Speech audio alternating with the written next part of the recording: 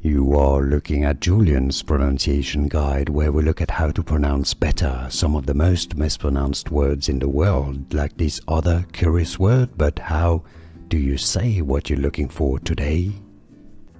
We are looking at how to pronounce these names.